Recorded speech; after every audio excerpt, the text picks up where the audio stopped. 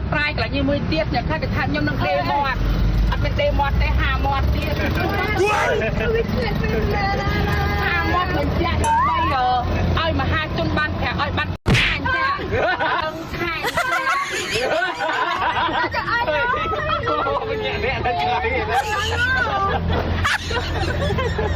ចង់និយាយថាអ្នកទាំងអស់គ្នាពោះនេះអត់មានដេម៉ត់ដាក់វិតមុនមុនអាគុំអីណាហើយក៏ surprise ស្រីកាហើយវាមហាមកស្រីកាឃើញហ្មងថាវាអត់បានដេម៉ត់ទេហើយយកមក surprise យកលើលេពោះវៃក្បៃមកអត់មានយកទៅក្បៃចាក់មិនទេធម្មតាទេអានេះវៃក្បៃហ្មងម៉ានគីឡូហ្មង2គីឡូជាង2គីឡូហើយ3ម៉ែត្រពេលចៃមាន best friend ប្រហែលក៏បានច្រើនចាំមកជួយយកឆ្នាំដល់ថ្មីអ៊ុនតារានឹងដល់ពោះផងហើយសួរវាថាពេលដងទៅល្អអត់ណាហើយបន្តមកបាយសួរវាថាដងទៅវាចូលចិត្តអត់ណា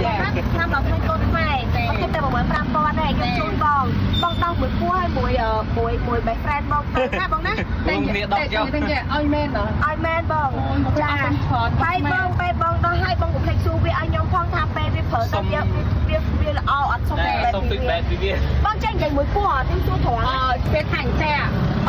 ពេលដែលដល់ហើយក្លិនបែបមិនរសជាតិបែបមិនល្អបែបមិនចាំខ្ញុំឲ្យវាហាមាត់ហ្មងហាមាត់នឹងឲ្យបងប្អូនឃើញធម្មតាជនតតាយ៉ាឆ្នាំដោះថ្មិញរឿងតារាឆ្នាំដោះថ្មិញគុំថ្មិញនេះល្អមែននេះនឹងខ្ញុំសំខាន់មកនេះអូនឯងបាយញ៉ាញ់មើលដាក់ត្បូងទៀតណាអើយមិនក្របងប្អូនដាក់ថ្មីសិតដាក់បាច់អូយលោកអើយលោកមួយថាពេលអឺតារាទៀតពេញក្នុងហ្នឹងកាន់តែចាញ់ភ្លឺល្អហ្មងចាហើយបងកុំភ្លេចសួរពោះផងថានៅពេលដែលគាត់ដោះឆ្នាំដល់ថ្មិញខ្ញុំឲ្យល្អបំផុតណាឯងប៉ុណ្ណាមកជួយនិយាយ